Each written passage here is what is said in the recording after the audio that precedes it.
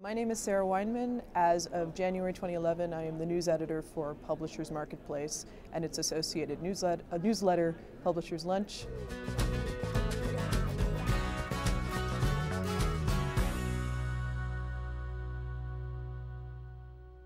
I myself try to go back into historical precedent to kind of see, hey, we were here before. Like, as an example that's unrelated to ebooks, looking at how conglomeration has shrunk the pool of publishers, I then go back 50 years ago when Random House first went public and they declared an IPO.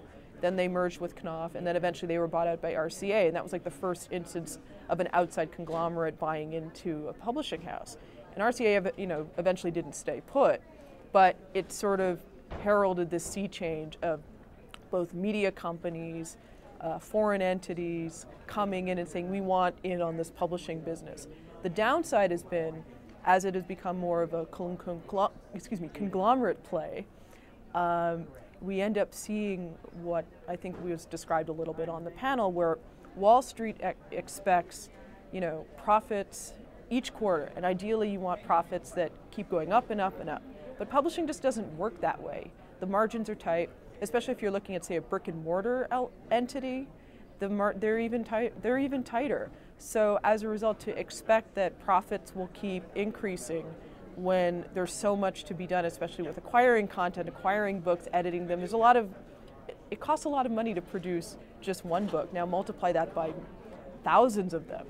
So as a result, it's not the greatest investment for Wall Street, but I'm fascinated by that tension between this larger macro thing of very big money and the potentially smaller sector that is the publishing world.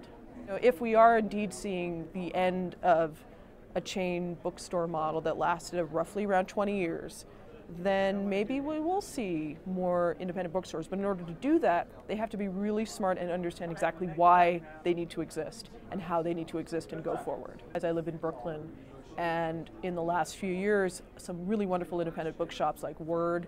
We heard from Stephanie Anderson, who's the manager at Word. She was speaking yesterday. Greenlight Bookstore, which just celebrated its first anniversary there in Fort Greene. These are examples of really smart, accomplished, very savvy, especially in the social media space. These are smart independent booksellers. They know that they want to sell books, be it print and now ebooks, but they want to be very much part of their community. They're forming partnerships with other local retailers. They're trying to become sort of the go-to space for certain local authors, where they can offer signed copies that no other bookstore will be able to sign. It's sort of about like the little things that get lost in a chain bookstore world, or even in an ebook world dominated by Amazon and to a lesser extent B&N and Apple as well, and Google. So it's how do they stand out, but also have enough of a business acumen in order not to suffer the fate of so many indies that have fallen by the wayside. Because yes, Amazon and the chains did cause a tremendous number of independents to close, but it wasn't just them. A number of independents unfortunately suffered from just poor business or real estate rents that were too damn high, to quote from Jimmy McMillan. So there were a number of competing and converging factors. With some of the startup companies, the big things that I watch for in general are, do they have enough capital to continue? Are they concentrating too much on front list, or are they also trying to diversify with backlist or other entities? And also, the real thing is distribution.